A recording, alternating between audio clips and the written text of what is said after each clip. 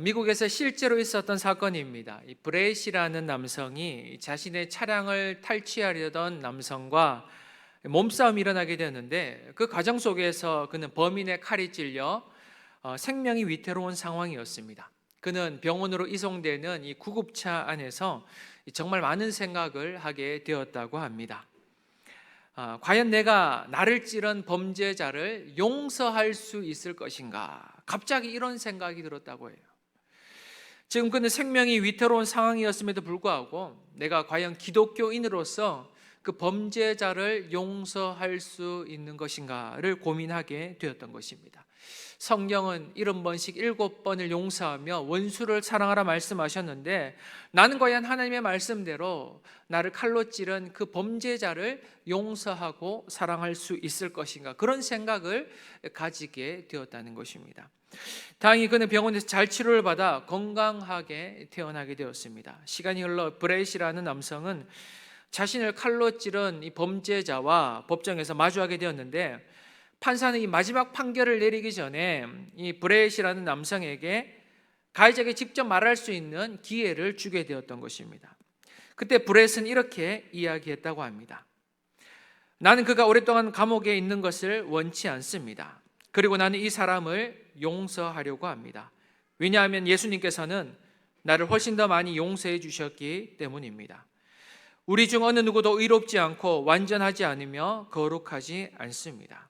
그런데 내가 원수를 용서하고 사랑하라는 그 하나님의 말씀에 순종하지 않는다면 그의 죄보다 나의 죄가 훨씬 더 크기 때문입니다. 여러분, 이 남성의 고백이 이해가 되십니까? 이 이야기를 듣고 있던 많은 사람들은 큰 충격에 빠지게 되었습니다. 왜냐하면 사람들이 생각하고 있던 일반적인 정의라는 것은 그런 것이 아니기 때문이었습니다. 위대한 철학자이자 그 사상가인 아리스토텔레스는 정의에 대해서 이렇게 설명합니다. 정의란 각 사람에게 그가 마땅히 받아야 할 것을 주는 것이다. 정의란 각 사람에게 그가 마땅히 받아야 할 것을 주는 것이 정의라는 거예요. 다시 말해, 선을 행하는 사람에게는 상을 주고 악을 행하는 사람들에게는 벌을 주는 것, 사람이 마땅히 받아야 할 바를 받는 것이 바로 정의라는 것입니다. 여러분도 그렇게 생각하지 않습니까? 사람이 마땅히 받아야 할 바를 받는 것이 정의라는 것입니다. 그런데 성경이 말씀하시는 정의라는 것은 우리가 일반적으로 가지고 있는 정의와는 조금 다른 의미를 가지고 있습니다. 정의라는 단어는 히브리어로 이 미슈파트라는 단어인데요, 이 미슈파트라는 단어는 정의라는 뜻도 가지고 있고요, 심판이라는 뜻도 가지고 있습니다. 다시 말해, 이 심판을 통해 하나님의 정의를 실현한다, 이 단어가 바로 미슈파트라는 단어라는 거예요. 심판을 통해 하나님의 정의를 실현한다. 이것은 이해가 될 것입니다. 맞죠? 심판을 통해서 하나님의 정의를 실현한다. 그런데 우리가 놓치지 말아야 할 것이 여기 하나가 있습니다. 그것은 바로 하나님의 심판의 목적입니다. 하나님께서 인간을 심판하시는 목적은 인간을 벌하시고 죽이기 위함이 아니라 하나님과의 관계를 회복시키기 위함이라는 것이죠. 하나님과의 관계의 회복, 이것이 바로 심판이자 하나님의 정의라는 거예요. 성도 여러분, 세상의 정의는 옳고 그름에 초점이 맞춰지고 있습니다. 무엇이 옳고 무엇이 그른가에 초점이 맞춰져 있는 반면 하나님의 정의는 생명과 회복에 초점이 맞춰져 있다는 거예요. 무엇이 옳고 무엇이 그른가가 아니라 어떻게 해야지만 사람을 살릴 수 있고 하나님과의 관계가 회복될 수 있는가, 이게 바로 하나님의 정의라는 것입니다. 그런데 오늘 본문에 등장하는 요나를 보시면 요나는 하나님의 정의에 대해서 오해를 하고 있는 것처럼 보입니다. 우리가 지난 시간에 묵상했던 내용을 잠시 살펴보고 4장의 내용을 묵상해 보도록 하겠습니다. 요나는 하나님의 명령에 순종함으로 니느웨에 가서 하나님의 심판의 메시지를 선포하게 됩니다. 40일이 지나면 니느웨 성은 무너질 것이다. 너희들의 악독이 하나님께 상달되었으니 너희는 하나님께 회개하지 않으면 하나님의 심판을 받게 될 것이다. 요나가 이 전한 하나님의 심판의 메시지로 인해서 니느웨 성에는 놀라운 기적의 역사가 일어나게 되었습니다. 그 기적의 역사란 바로 회복의 역사, 회개의 역사라는 것입니다. 니느웨 성읍의 사람들뿐만이 아니라 가축까지도 막 굵은 베옷을 입으면서 하나님 앞에 금식하며 회개했던 것입니다. 그뿐만이 아닙니다. 자신들의 강포를 그치며 하나님 앞에 자신들의 죄악을 돌이키는 온전한 회개의 역사가 그들의 민족 가운데 일어나게 되었다라는 것입니다. 놀라운 것은 하나님께서 그들의 회개를 통해 하나님의 심판을 철회하셨다라는 거예요. 니느웨 성을 향한 하나님의 심판을 철회하셨다. 이것이 바로 지난주까지 우리가 묵상했던 내용입니다. 오늘 우리가 묵상하고자 하는 요나서 4장의 내용은 어떠한 내용으로 시작되는가 하면 바로 요나의 성냄으로 시작됩니다. 요나가 화를 내는 것으로 이 요나서 4장이 시작되고 있다는 것입니다. 4장 1절에 이렇게 되어 있습니다. 요나가 매우 싫어하고 성내며, 이렇게 나와요. 매우 싫어하며 성내며. 1절에서 요나는 매우 싫어하며 성을 내었다라고 말씀하고 있는데, 요나가 이렇게 하나님을 향해 화를 냈던 이유가 무엇입니까? 바로 니느웨 백성들을 향한 하나님의 심판이 철회되었기 때문이었습니다. 그래서 요나가 화가 난 거예요. 성도 여러분, 이 니느웨 성읍을 향한 하나님의 심판의 유예 기간은 40일이었습니다. 하나님의 그 심판의 메시지가 선포되고 40일이 지나고 나면 하나님께서 하나님의 심판을 그들에게 부어주실 거라는 거예요. 그래서 요나는 이 니느웨 성읍의 심판을 목격하기 위해서 그 성읍 주변에서 기다리고 있었던 것입니다. 내가 그 땅에 임하는 하나님의 심판을 지켜보겠다는 거예요. 내가 그 민족이 망하는 것을 내가 가까이서 지켜보겠다는 것입니다. 그런데 40일이 지나도 그 땅에 하나님의 심판이 임하지 않았던 것입니다. 요나가 깜짝 놀란 거예요. 왜 심판이 일어나지 않지? 내가 잘못을 하려나? 다시 한번 카운트 해봤는데 40일이 맞아요. 오늘은 40일이 지난 그 다음 날이었던 거예요. 그래서 요나가 화를 내면서 하나님께 막 원망의 메시지를 쏟아내게 되는 거예요. 2절 말씀인데요, 2절 말씀을 다시 한번 읽도록 하겠습니다. 시작. 여호와께 기도하여 이르되 여호와여, 내가 고국에 있을 때에 이러하겠다고 말씀하지 아니하였나이까?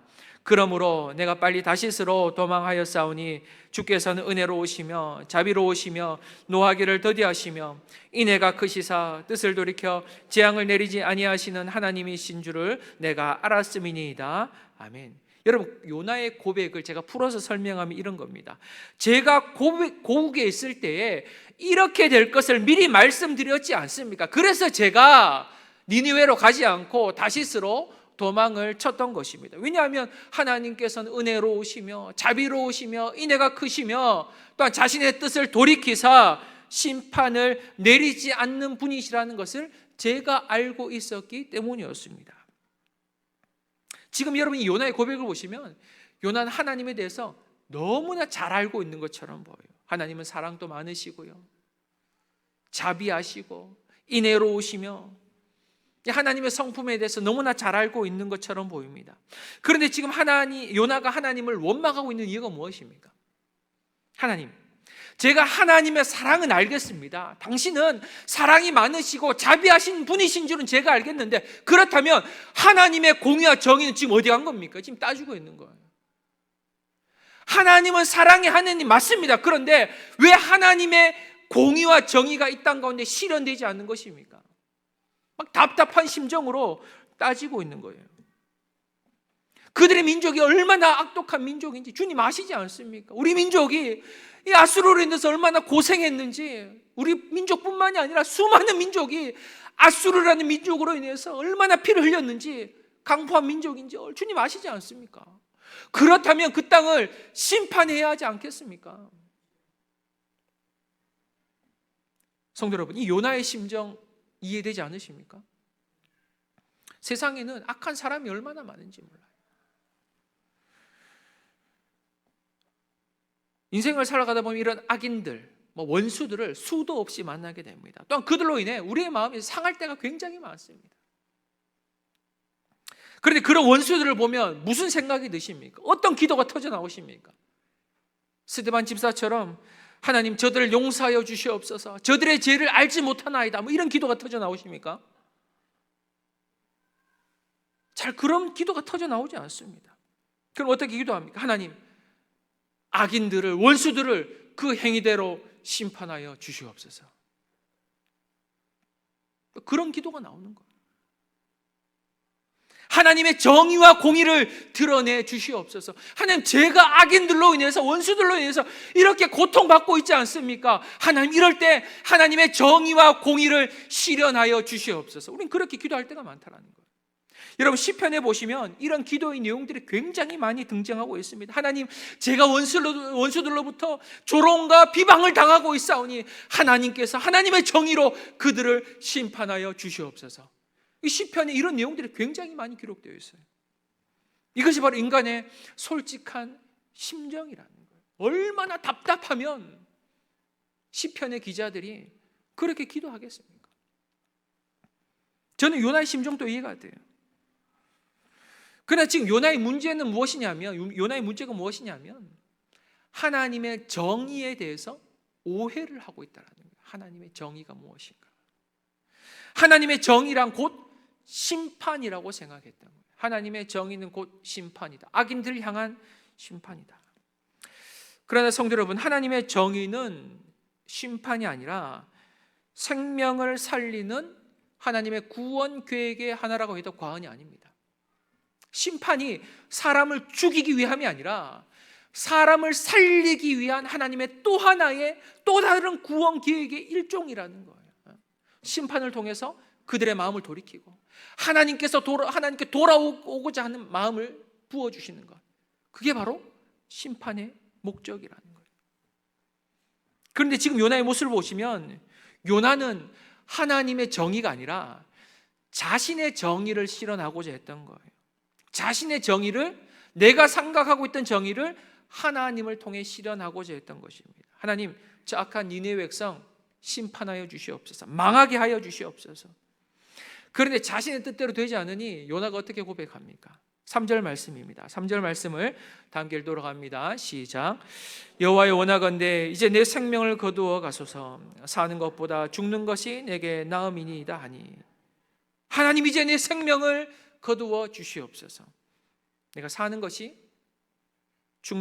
것보다 죽는 것이 낫겠습니다. 자신의 뜻대로 되지 않으니까 막 죽겠다는 거예요. 지금 요나는 자신의 생명을 담보로 하나님을 협박하고 있는 것처럼 보여요. 하나님, 제 뜻대로 되지 않을 거면 차라리 제가 죽는 게 낫겠습니다. 죽여주시옵소서. 지금 요나는 아직까지 하나님의 마음이 무엇인지, 하나님의 뜻이 무엇인지 거기에는 전혀 관심을 가지지 못하고 오직 자신의 정의와 자신의 이 마음에만 관심을 가지고 있었던 거예요. 나의 정의, 내 뜻, 내 마음. 성도 여러분, 우리가 신앙생활하면서 가장 경계해야 되는 신앙의 모습 중에 하나가 바로 지금 요나의 모습인 것입니다. 요나는 지금 하나님의 선지자로서 하나님에 대해 누구보다 잘 알고 있음을 자부했던 인생이었어요. 내가 하나님의 선지자로서 누구보다 하나님의 뜻을 더 잘 알고 있다는 거예요.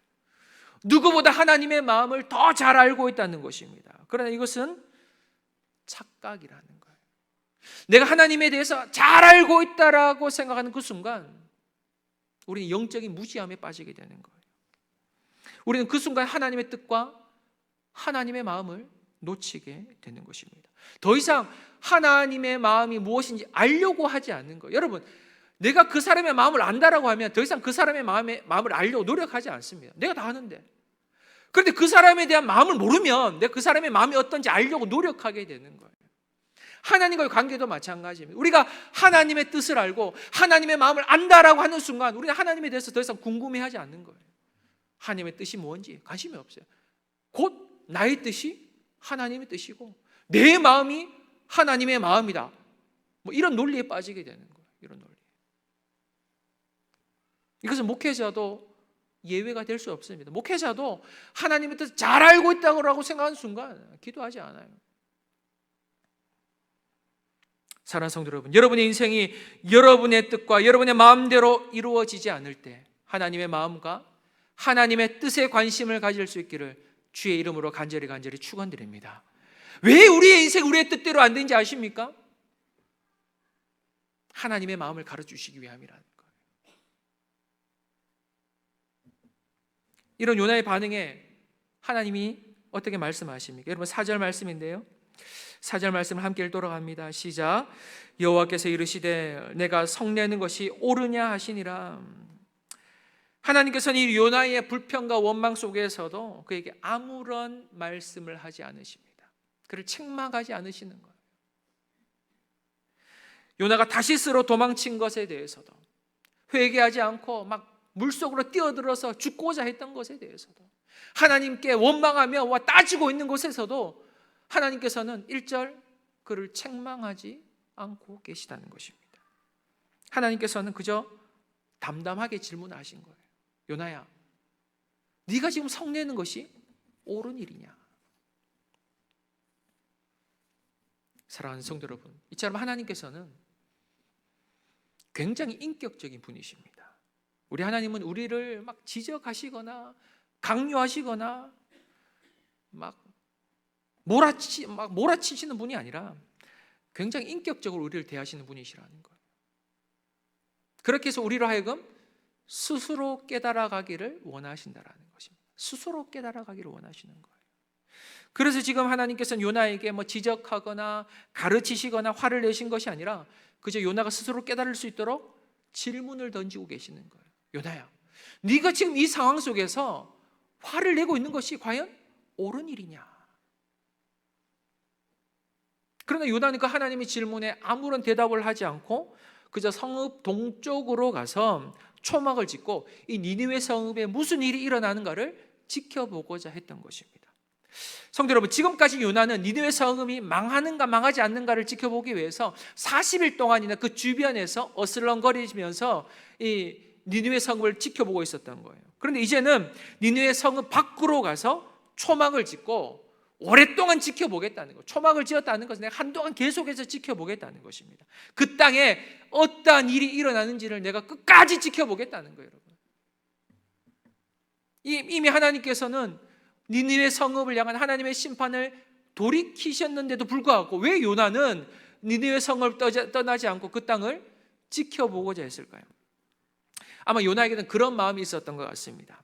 지금 하나님께서 니느웨 성읍의 심판을 철회하신 이유는 그들의 철저한 회개 때문이었잖아요. 그들이 막 굵은 베옷을 입고 금식하며 기도하며 그들의 죄악에서 돌아서니 하나님께서는 그 땅에 내리고자 했던 심판을 철회하셨던 거예요. 그런데 요나가 무슨 생각을 했냐면 저들의 회개는 진짜가 아닐까, 그런 생각을 가지고 있었던 거예요. 지금 그들의 굵은 베옷을 입고 막 금식하며 회개하는 척하지만 그들의 회개는 진짜가 아닐 거야. 아니면 언젠가는 저들이 또다시 하나님 앞에 범죄할 거야, 그런 마음을 가지고 있었던 거예요. 만약 그들이 또다시 범죄하게 되면 요나가 그 타이밍에 하나님께 막 따지지 않겠습니까? 하나님, 제 말이 맞지요? 저들은 회개하려고 한 게 아니에요. 그냥 하나님께서 속으신 겁니다. 저들은 멸망해야 되는 민족이에요. 막 이렇게 따지고자 요나는 끝까지 그 성읍 주위에서 초막을 짓고 지켜보고자 했던 거예요. 5절에 보시면 그때 요나가 초막을 짓고 그늘 아래에 앉았더라라고 말씀합니다. 여러분, 이 초막이라는 것은 어떻게 지어졌는가 하면 주위에 나뭇가지 있지 않습니까? 나뭇가지들을 이 주워와서 만든 집이에요. 그래서 굉장히 엉성할 수밖에 없습니다. 장막집이라는 것은, 여러분, 장막이라는 것은 천으로 만든 집이에요. 천으로 만드니까 바람이라든지 비로부터 안전한 집, 생활하기 괜찮은 집이 장막집이에요. 그런데 초막집이라는 것은 주위에 있던 나무 가지들로 가지고 와서 막 이렇게 세모나게 이렇게 세우다 보니까 사람이 살 수 있는 사실 집은 아니었어요. 그래서 여러분 그 가지로 막는다고 해서 햇빛도 완전히 가려지는 것도 아니고요, 막 그늘이 생기는 것도 아니었어요. 그때 하나님께서는 요나를 위해서 무엇을 예비해 두셨는가 하면, 여러분 6절 말씀입니다. 6절 말씀을 다 함께 한번 읽어보도록 합니다. 시작. 하나님 여호와께서 박넝쿨을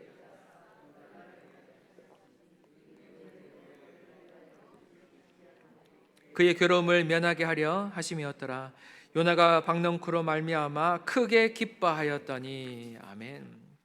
하나님께서는 요나를 위해서 이 박넝쿨을 예비해 두셨던 거예요.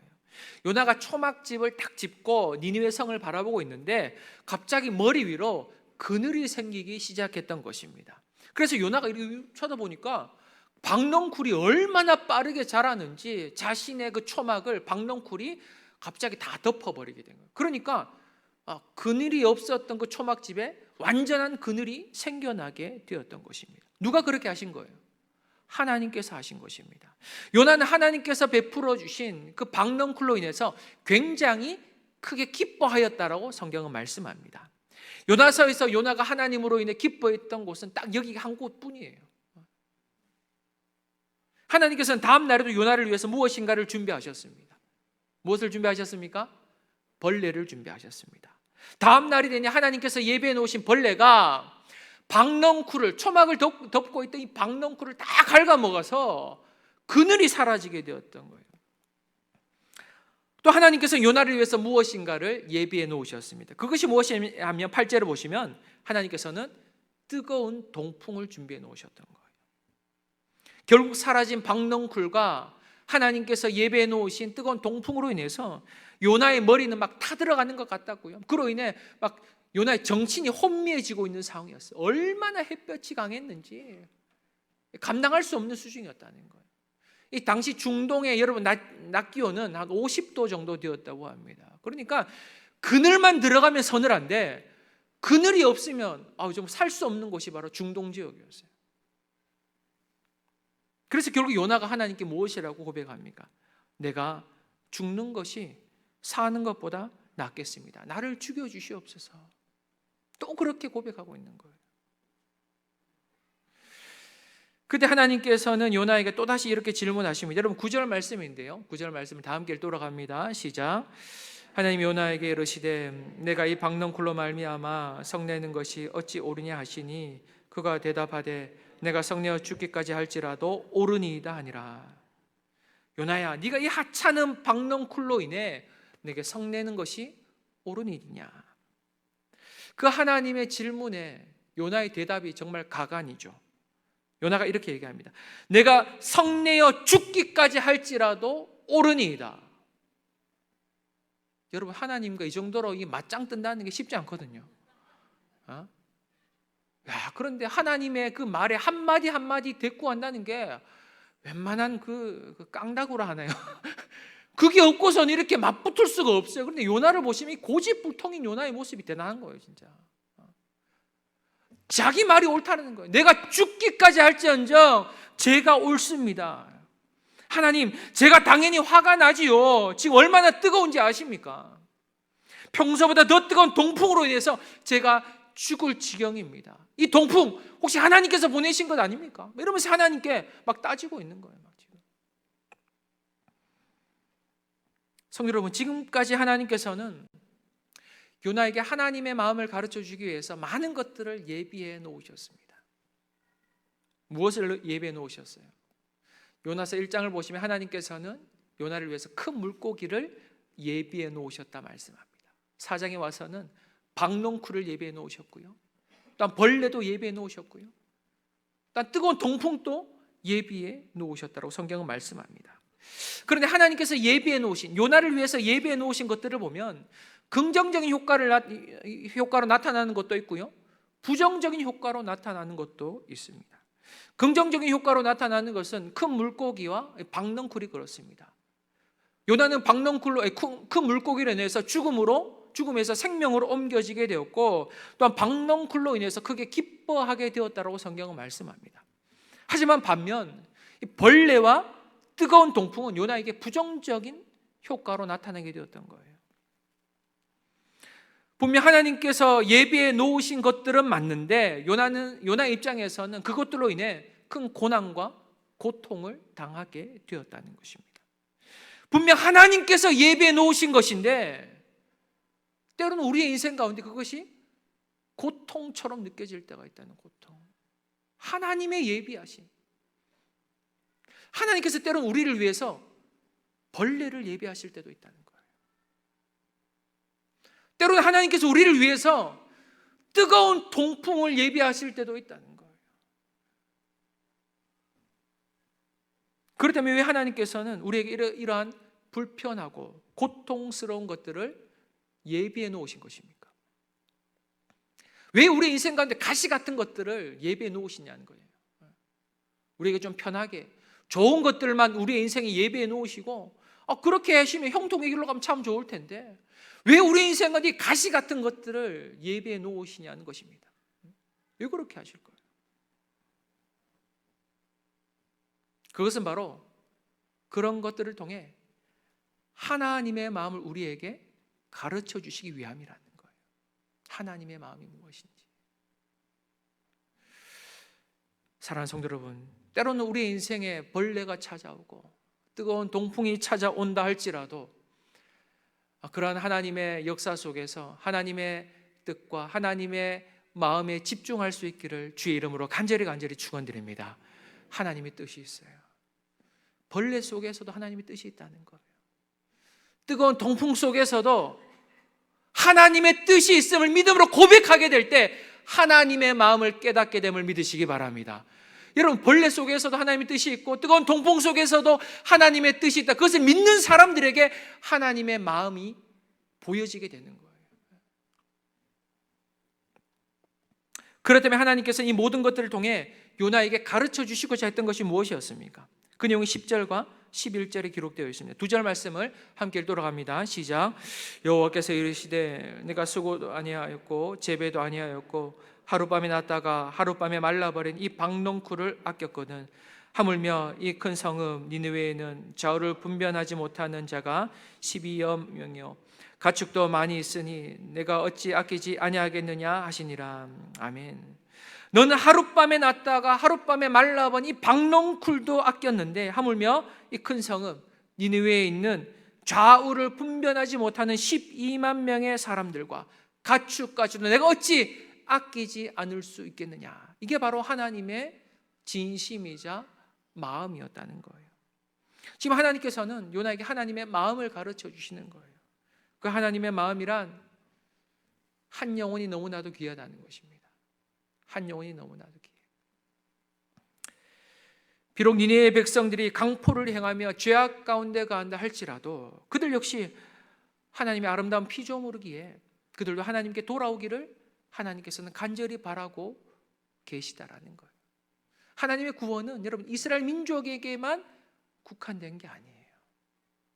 하나님의 축복은 이스라엘 민족에게만 국한된 것이 아니라 온 인류를 향한 하나님의 축복이자 사랑임을 믿으시기 바랍니다.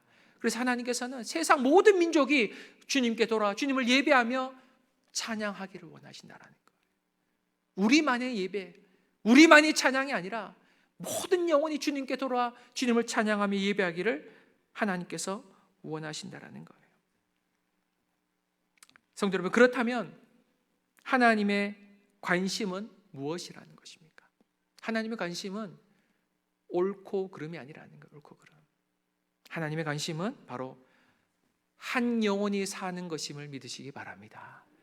영혼이 사는 것이 바로 하나님의 관심이에요. 누가 잘못하고 누가 잘했는가를 따지는 게 하나님의 관심이 아니라 하나님께서는 심판을 하시더라도 그것을 통해서 한 영혼이 사는 것, 그것이 바로 하나님의 마음이라는 거예요. 하나님의 마음. 어떻게 해서든지 한 영혼을 구원하는 것이 하나님의 마음이라는 것을 믿으시기 바랍니다. 그래서 하나님께서는 때로는 우리에게 벌레도 보내시고 뜨거운 동풍도 보내시는 거예요. 그렇게 해서라도 그 영혼을 구원하시겠다는 것입니다. 그게 하나님의 마음이라는 거예요. 사랑하는 성도 여러분, 그런데 우리는 이 땅을 살아가면서 늘 옳고 그름을 따질 때가 너무나 많은 것 같아요. 가정에서도 그렇고요, 직장에서도 그렇고 교회에서도 그렇고 옳고 그름을 따지며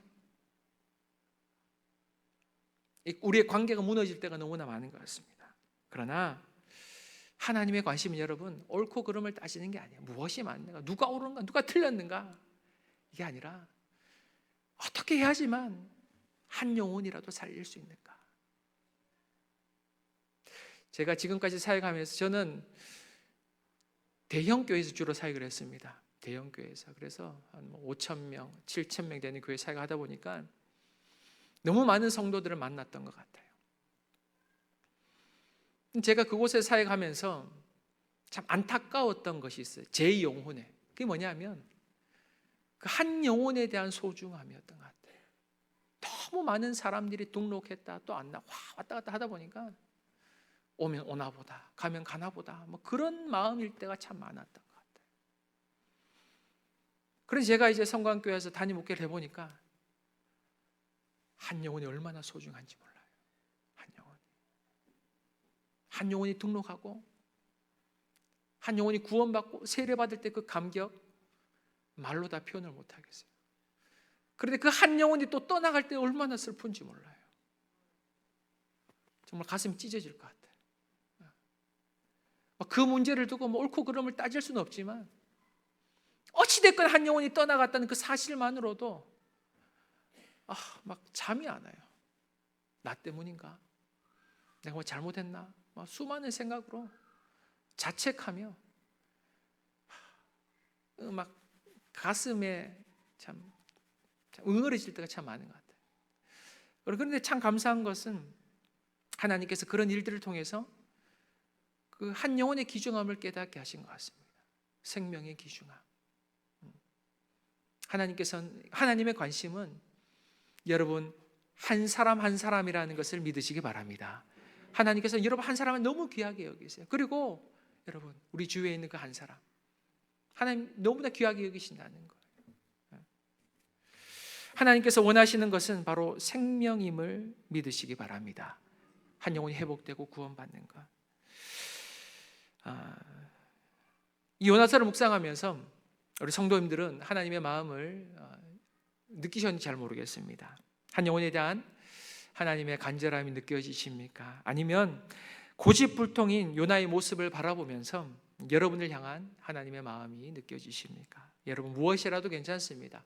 하나님의 말씀을 통해서 우리는 무슨 말씀을 듣든지 간에 하나님의 말씀이 느껴져야만 하는 거예요. 공감할 수 있어야만 하는 것입니다. 오늘 이 말씀, 요나서의 말씀을 통해 여러분이 영혼이 주님 앞에서 끼어질 수 있기를 주의 이름으로 간절히 축원드립니다. 또한 한 영혼을 너무나 귀하게 여기시며 한 영혼이 구원받기를 원하시는 그 하나님의 마음으로 우리가 세상 속에서 우리 가족들과 자녀들과 이웃들에게 하나님의 사랑과 하나님의 그 복음을 전할 수 있는, 그리하여 우리의 주변에서 구원의 역사가 일어날 수 있는 우리 성강의 모든 성도들이 다 되시기를 주의 이름으로 간절히 축원드립니다. 우리 다 함께 한번 기도합시다. 오늘 말씀을 두고 한번 기도할 텐데요. 우리 요나서를 오랫동안 묵상했어요. 오후 예배도 이렇게 연합 예배를 드리면서 오랫동안 묵상하게 되었는데, 요나서를 묵상하면서 하나님께서 주신 마음이 있다면 우리가 그 마음을 붙잡고 함께 기도했으면 좋겠습니다. 하나님, 요나와 같이 고집불통인 우리의 영혼을 주님께서 용서하여 주시고, 하나님 부드러운 마음을 허락하여 주셔서 하나님의 마음을 깨달아 하나님의 사랑을 전하며 영혼을 구원하며 우리가 만나는 사람들에게 복음을 전할 수 있는 생명 사역자들이 되게 해달라고 기도합시다. 하나님, 우리가 하나님의 심판의 메시지를 전하는 자들이 아니라 그리스도의 사랑을 전하는 자들이 되게 하여 주시옵소서. 우리의 가정에서도 직장에서도 교회에서도 어느 곳에 있든지 간에 옳고 그름을 따지는 것이 아니라 한 영혼을 소중한 줄로 알고 그 영혼을 구원하기 위해서 하나님의 사랑을 전하고 희생할 수 있는 하나님의 그 축복의 통로들이 되게 해달라고 기도합시다. 또 더 나아가서는 하나님, 우리의 삶의 현장 속에 하나님의 정의와 공의가 실현되기를 소망합니다. 단순한 심판이 아닌 하나님을 살리는 정의와 공의가 실현되게 하여 주시고, 하나님의 정의와 공의가 우리의 가정과 우리 교회와 이 나라의 이민족 가운데 충만히 넘쳐날 수 있도록 주님 역사해달라고 기도합시다. 특별히 우리 주위에 아직까지 신앙생활을 하지 않는 가족들과 형제 자매들이 있다면, 자녀들이 있다면 이들을 위해 기도해 주시고, 하나님 우리의 가정 속에 회복의 역사가 일어나게 하여 주시옵소서. 구원의 역사가 일어나게 하여 주시옵소서. 생명의 역사가 일어나게 하여 주시고, 그리하여 아버지 하나님, 우리의 사랑하는 가족들이 구원받아 주님 앞에 쓰임받는 다윗과 같은 자들이 되게 해달라고 이 시간 함께 기도합시다. 특별히 우리 성광교회, 우리 교회를 통해서 하나님의 축복이 흘러가게 하여 주시고, 거룩한 빛이 제천당 가운데 흘러갈 수 있도록 주님 앞에 쓰임받는 귀한 교회가 될 수 있도록, 하나님의 심판의 메시지를 전하는 것이 아니라 하나님의 사랑과 은혜를 흘려보낼 수 있는 거룩한 빛 성광교회가 될 수 있도록 여러분의 삶과 가정과 우리 교회를 위해서 이 시간 다 함께 한번 간절히 기도하도록 하겠습니다. 기도합니다.